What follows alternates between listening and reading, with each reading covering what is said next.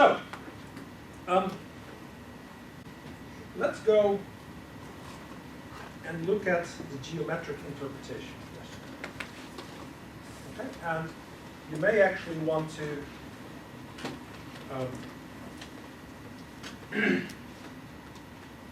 well, let me do it on the whiteboard, aided by some pictures that I drew. They'll hold up nicely and I will be able to draw them. And let's play with this and see what does this mean. Okay. And for the moment, we're just going to play with 2 by 2 matrices, which obviously are square and therefore have all kinds of. But you know, it's something we can look at, right? This is we get the 3 dimensions, kind of loose tracks. Let's see what this means. And let's also just bring it back to real matrices. So, what do we have? We know that any A that's a 2 by 2 matrix can be written as A is equal to U sigma V transpose. So Hermitian transposition just becomes transposition. And let's actually expose U and V as the first vector and the second vector. Let's expose sigma as sigma 0, sigma 1 with 0 is the off diagonal, and V as V0, V1 transpose. Okay? So, what does this really mean? Now, this here forms an orthonormal basis for R2. Okay. So, these 2 vectors are on the unit ball as measured by the 2 norm, and we know they are orthogonal to each other. And they point somewhere. What does that mean? That means that any vector in R2 can be written as a linear combination of these 2 vectors. It's a basis for R2. Similarly, U0 and U1 are an orthonormal basis for the range when you do A times X. Right? So, what U and V give you are orthonormal bases for the domain and range of the function that takes X and maps it to the vector Y. Right? Now, what do we know?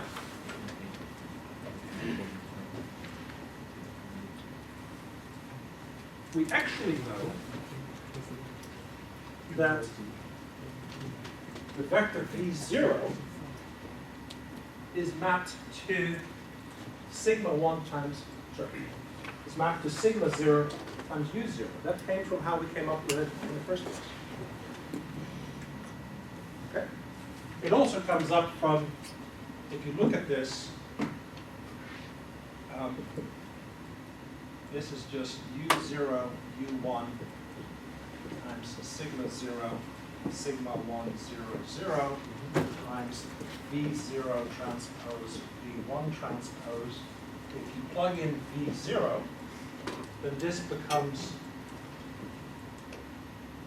the vector 1, 0, the first standard basis vector, which then if you multiply this times that gives you sigma 0 times 1, 0, which then if you multiply this times that gives you sigma 0 times picking out the first column, and you get sigma 0 times. Fair enough? And similarly, V1 gets transformed into sigma 1 times V1. All right? Now, pick a arbitrary vector x.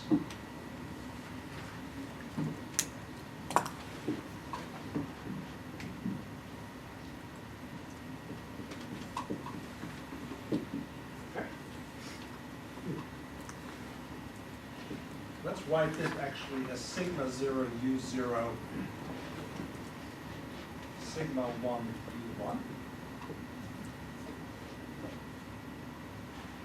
And then this here is just a vector v0 transpose chi0, which is just the component, well, it's the coefficient for the component in the direction of v0, and the coefficient for the component in the direction v1. And therefore, this is just equal to sigma 0 times v0 transpose chi0 times u0 plus sigma 1 times v1 transpose chi1.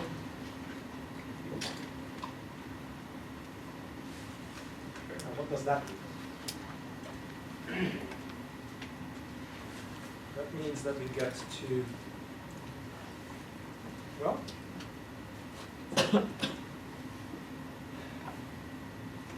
if you pick your x to be on the unit ball, then you can write your x as a linear combination of v0 and v1, where the coefficients are given by this. Right? And if you then look at how that vector is transformed, notice that it's transformed into the equivalent linear combination of these two vectors right here. You with me? And then finally, if you take an arbitrary vector, the exact same thing happens, except that this is no longer on the unit ball, and therefore this is no longer on this oval-like projection of the unit ball. You got it? Okay, now what does that really mean? Play with this some more.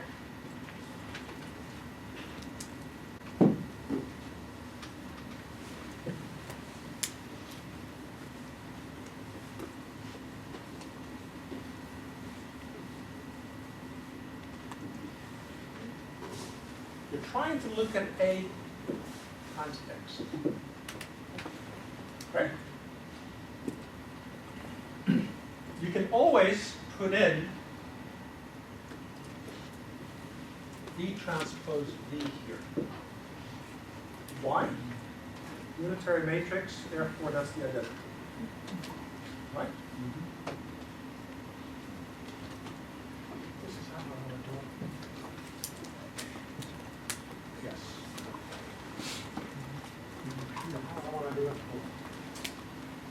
Let me make sure I do this right.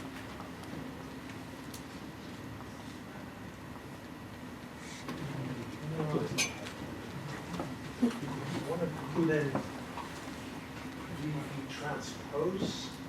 Yes, that's exactly how I want to do it. I should be looking at my notes. I want to get to this point right here, right? Right. So let's try to get there.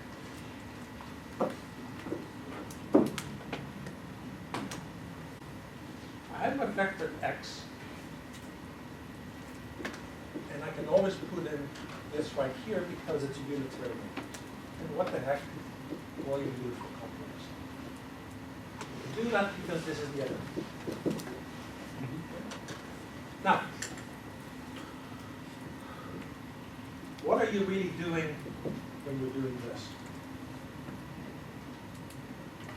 Rotating X? Okay. Unrotating? Yeah, it's like rotating, right? Rotation is an example of it because the rotation is a unitary matrix, or can be formed by a unitary matrix. So it's a little bit more general. What this really is, if you look at it, is V0, V1, etc.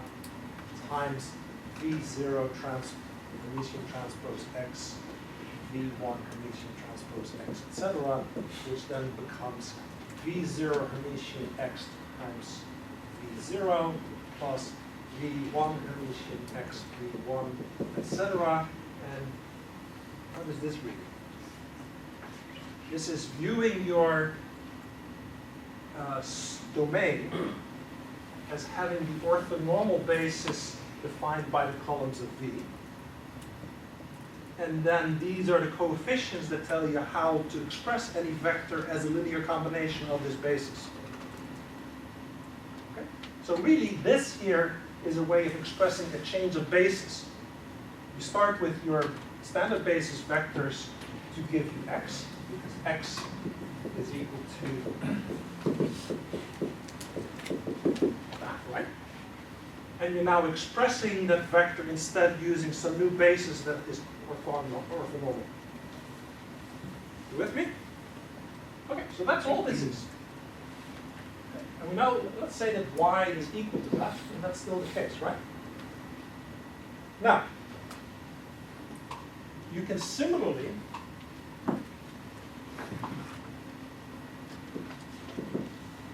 express y in a new basis, and let's express it in the basis that are the columns of U.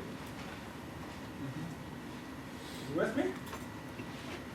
And then you can say, well, in these new bases, let's call this the vector x hat, because it's the vector that gives you the coefficients in this new basis. And let's give this here, call this the vector y hat.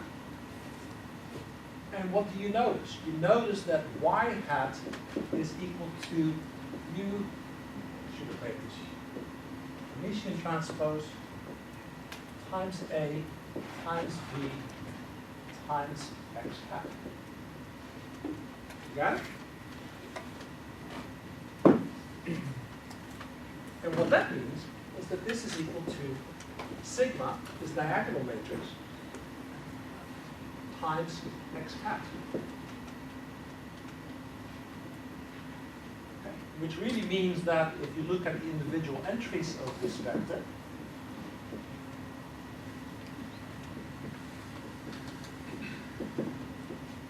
that's just equal to sigma 0 times the first entry of this vector expressed in this nice basis.